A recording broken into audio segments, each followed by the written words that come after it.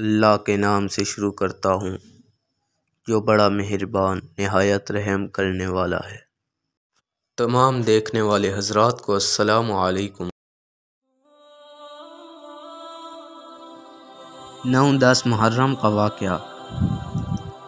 امام حسین رضی اللہ تعالیٰ عنہ نے 9 محرم کو اپنے بھائی عباس رضی اللہ تعالیٰ عنہ بن علی رضی اللہ تعالیٰ عنہ بن ابی طالب کو 50 جوانوں کے ساتھ بھیجا کہ کچھ پانی لے کر آئیں کیونکہ کل جنگ کا دن ہے، وضو کے لیے اور پینے کے لیے پانی کی ضرورت ہوگی۔ حضرت عباس رضی اللہ تعالیٰ عنہ گئے۔ فرات کے کنارے جنگ ہوئی، آپ شدید زخمی ہو گئے، تھوڑا سا پانی لینے میں کامیاب ہو گئے۔ عمر بن سعد اور شمر ذی الجوش نے مطالبہ کیا کہ ابھی رات کو جنگ شروع کی جائے۔ امام حسین رضی اللہ تعالیٰ عنہ نے فرمایا کہ جب جنگ کا فیصلہ ہو ہی چکا ہے تو یہ ایک رات اللہ سے مناجات اور علیحدگی میں اس سے ملاقات کے لیے دے دو۔ فیصلہ ہو گیا کہ کل 10 محرم کو جنگ شروع ہوگی۔ رات کو آپ اپنے خیمے میں گئے، عزت مآب خواتین کو جمع کیا، اپنی بہن حضرت زینب رضی اللہ تعالیٰ عنہ کو، زوجہ مطہرات حضرت شہر بانو رضی اللہ تعالیٰ عنہ، چھوٹی شہزادیوں کو، شہزادوں کو،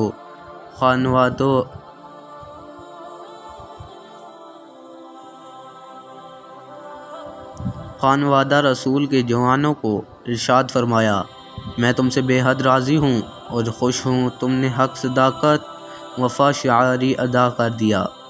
قیامت کے دن تمہارے حق میں گواہی دوں گا۔ تمہیں اجازت دیتا ہوں کہ رات کے اندھیرے میں جہاں چاہو چلے جاؤ، مجھے جام شہادت اسی میدان میں نوش کرنا ہے، لیکن تمہیں اپنی خاطر جنگ میں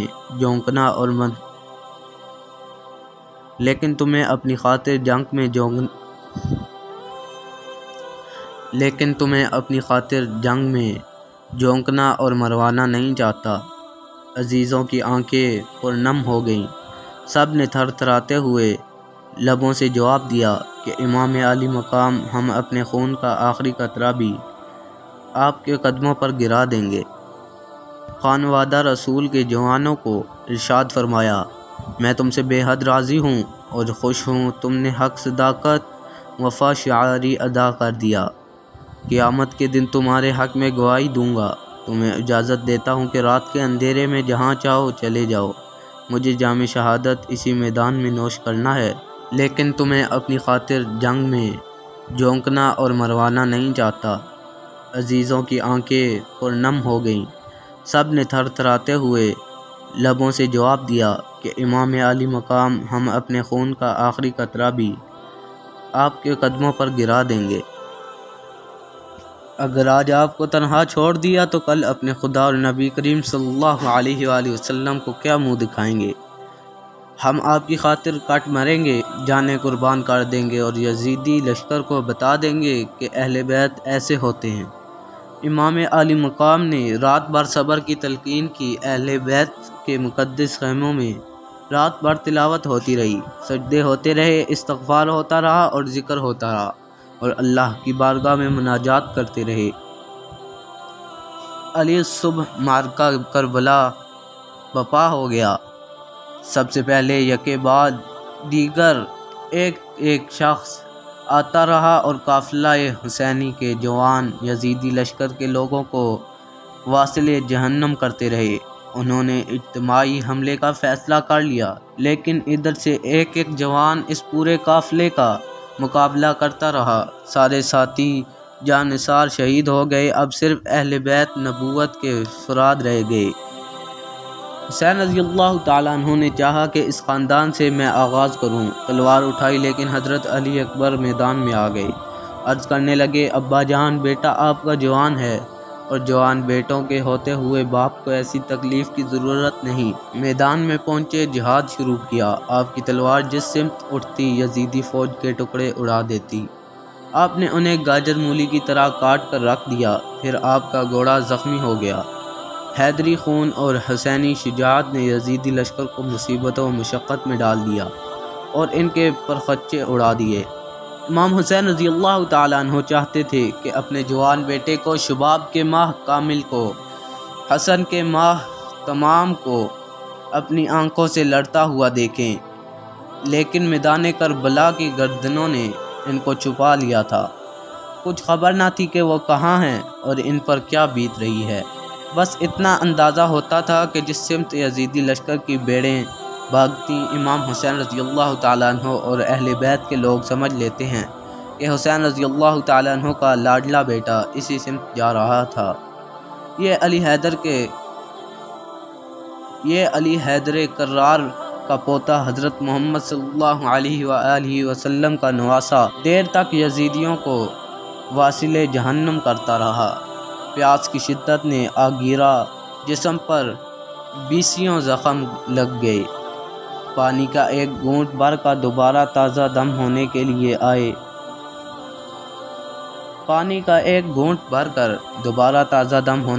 آئے تو عرض کی، ابا جان اگر پانی کا ایک گھونٹ مل جائے تو پھر تازہ دم ہو کر حملہ کروں گا۔ فرمایا، علی پانی تو میسر نہیں لیکن اپنی سوکھی ہوئی زبان تیرے منہ میں ڈال سکتا ہوں۔ حضرت علی اکبر رضی اللہ تعالیٰ عنہ نے امام عالی مقام کی سوکھی ہوئی زبان چکھی اور اس سے پھر تازہ دم ہو کر میدان میں پہنچے۔ دیر تک لڑنے کے بعد بے اندازہ زخم کھا کر زمین پر گر پڑے۔ ایک نیزہ آپ کے سینے اقدس میں پیوست ہو گیا۔ اچانک زبان سے آواز آئی، یا ابتاح، اے ابا جان۔ امام حسین رضی اللہ تعالیٰ عنہ بے ساختہ دوڑ پڑے، جا کر اپنے بیٹے کو گود میں لے کر اٹھا لیا۔ بیٹا ایک عجیب انداز سے اپنے باپ کو تک رہا تھا۔ عرض کی، ابا جان اگر آپ نیزے کا یہ پھل جسم سے نکال دیں تو میں ایک بار پھر میدان میں جانے کے لیے تیار ہوں۔ آپ کا بیٹا دشمن کی کثرت کے باوجود ہمت ہارنے والا نہیں۔ امام حسین رضی اللہ تعالیٰ عنہ نے گود میں جوان بیٹے کو، اس ماہ تمام کو، اس حسن کے پیکر کو اپنی گود میں لے لیا۔ سر سے پاؤں تک جسم زخموں سے چور تھا۔ آپ نے نیزے کا پھل نکالا، خون کا فوارہ ابل پڑا۔ امام حسین جب حضرت علی اکبر کو گود میں اٹھائے ہوئے تھے، اس وقت آپ کی عمر 56 سال 5 مہینے اور 5 دن تھی۔ ابن عساکر لکھتے ہیں کہ داڑھی اور سر کا ایک بال بھی سفید نہ تھا، لیکن خون کے فوارے کو دیکھ کر اور جوان بیٹے کی روح قفس انصری سے پرواز کرتی دیکھ کر اتنا صدمہ پہنچا اور اس قدر غم لاحق ہوا کہ جب جوان بیٹے کی لاش اٹھا کر واپس آئے تو سر اور داڑھی کے بال سفید ہو چکے تھے۔ عزم و ہمت اور صبر و استقلال کے اس پیکر نے جوان بیٹے کی لاش خیمے میں رکھی ہوئی شہیدوں کی لاشوں کے ساتھ لا کر رکھ دی اور اس دفعہ خود میدان میں جانے کی تیاری شروع کر دی۔ ایک 9 سال کا چھوٹا سا بچہ تلوار اٹھا کر سامنے آیا۔ یہ کون ہے؟ یہ قاسم بن حسن بن علی رضی اللہ تعالیٰ عنہ ہے۔ حضرت قاسم رضی اللہ تعالیٰ عنہ سے فرمایا، بیٹے تو میرے بھائی حسن رضی اللہ تعالیٰ عنہ کی نشانی ہے، تو آرام کر۔ جواب دیا، چچا جان میں قیامت کے دن اپنے باپ کو کیا منہ دکھاؤں گا؟ وہ کہیں گے کہ تیرے چچا شہید ہو گئے تو دیکھتا رہا۔ نہیں، میرے ننھے گلے پر پہلے تلوار چلا لے، پھر آپ کی باری آئے گی۔ آخر قاسم بن حسن رضی اللہ تعالیٰ عنہ بھی شہید ہو گئے۔ آخر جب امام حسین رضی اللہ تعالیٰ عنہ نے میدان میں آنے کا ارادہ کیا تو حضرت عابد رضی اللہ تعالیٰ عنہ بیمار نکل آئے اور عرض کی، ابا جان میرے اوپر تو ایسا ظلم نہ کیجیے کہ میرے ہوتے ہوئے آپ میدان میں جا رہے ہیں۔ میں بھی باقی بھائیوں کی طرح اپنے نانا جان کا دیدار کرنا چاہتا ہوں۔ میں بھی اپنی دادی جان کی بارگاہ میں جا کر سرخرو ہونا چاہتا ہوں۔ اب شہادت کا جام پینا میری باری ہے۔ امام حسین رضی اللہ تعالیٰ عنہ نے فرمایا، تو رہ جا کہ خانوادہ رسول کا ہر چراغ گل ہو چکا ہے، ہر پھول مرجھا چکا ہے، اب میری نسل میں فقط تو ہی باقی رہ گیا ہے۔ مجھے تو شہید ہونا ہی ہے، اگر تو بھی شہید ہو گیا تو تیرے نانا کی نسل کہاں سے چلے گی؟ تو اپنے نانا کی نسل کی بقا کی خاطر زندہ رہ۔ حضرت امام حسین رضی اللہ تعالیٰ عنہ امام زین العابدین رضی اللہ تعالیٰ عنہ کو چھوڑ کر خود میدان کربلا میں اترے۔ آپ بھی دیر تک ہزاروں یزیدیوں کو واصل جہنم کرتے رہے۔ پورے لشکر میں کہرام مچ گیا۔ علی شیر خدا کا یہ جواں بیٹا، یہ اللہ کا شیر، جس طرف تلوار لے کر نکل جاتا ہزاروں افراد بیڑوں کی طرح آگے بھاگنے لگتے۔ آپ انہیں واصلِ جہنم کرتے رہے، تلواروں اور نیزوں کے وار کھاتے رہے۔ سارا دن اس طرح گزر گیا۔ خیال آیا کہ وضو تازہ کر لوں۔ میدان فرات پر گئے، 500 کا لشکر چھوڑ کر بھاگ گیا۔ آپ نے وضو کرنے کے لیے فرات سے چلو میں پانی لیا تو وہ خون آلود ہو گیا۔ آپ نے اسی کو اچھالا اور واپس لوٹ آئے۔ مسکرا کر آسمان کی طرف دیکھا اور سر جھکا لیا۔ جمعہ کا دن تھا، اب وہاں جمعہ کہاں؟ نماز ظہر کا وقت آیا۔ فرمانے لگے، یزیدیوں کچھ دیر رک جاؤ تاکہ اللہ کی بارگاہ میں 2 سجدے ادا کر لوں۔ لیکن وہ ظالم یہ مہلت بھی دینے پر تیار نہ تھے۔ امام عالی مقام نے ان کے عزائم دیکھ کر تلوار رکھ دی اور ظہر کی نماز کے لیے نیت باندھ لی۔ ظالموں نے یہ نہ دیکھا کہ نماز ادا کر رہے ہیں، کچھ دیر تو وقف کر لیں، بلکہ انہوں نے موقع غنیمت جانا، چاروں طرف سے چڑھائی کر دی۔ تیروں کی بوچھاڑ اور حملوں نے نواسۂ رسول کے جسم کو نڈھال کر دیا، چنانچہ گھوڑے سے گر گئے، یہاں تک کہ جسم اطہر میں اٹھنے کی سکت باقی نہ رہی۔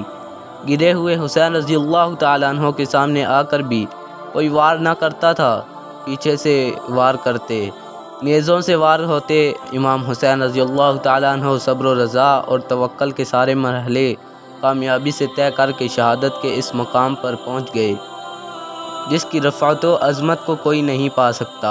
ان کی روح کو قدسیان فلک نے ایک جلوس کی صورت میں حضور عزتی پہنچانے کے لیے تمام انتظامات مکمل کر لیے۔ ادھر روح قفص انصری سے پرواز کرنے لگی، ادھر حیف غیبی سے ندا آئی، حسین رضی اللہ تعالیٰ عنہ اب آ جا، تو نے صبر کو کمال عطا کر دیا، استقامت کو انتہا تک پہنچا دیا، امت مصطفیٰ صلی اللہ علیہ وآلہ وسلم کا سر اونچا کر دیا۔ اے حسین رضی اللہ تعالیٰ عنہ، آج سے تیرے اقدام کو بنائے لا الہ قرار دے دیا جائے گا۔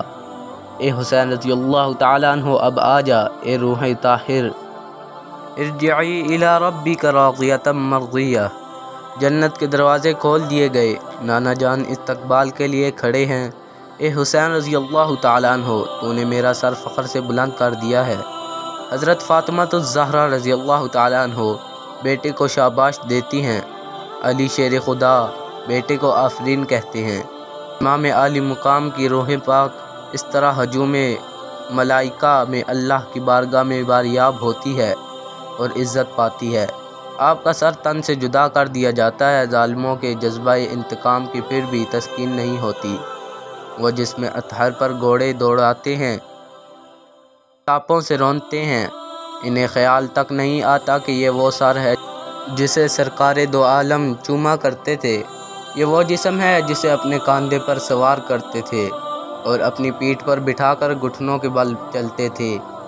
کوفی ہر قسم کے احساسات سے عاری تھے، انسانیت کو خیر آباد کہہ چکے تھے اور ایسی درندگی پر اتر آئے تھے جس پر درندگی بھی شرماتی ہے۔ امام حسین کے سر اقدس کے علاوہ انہوں نے باقی بہتر افراد کے سر بھی جسموں سے علیحدہ کیے۔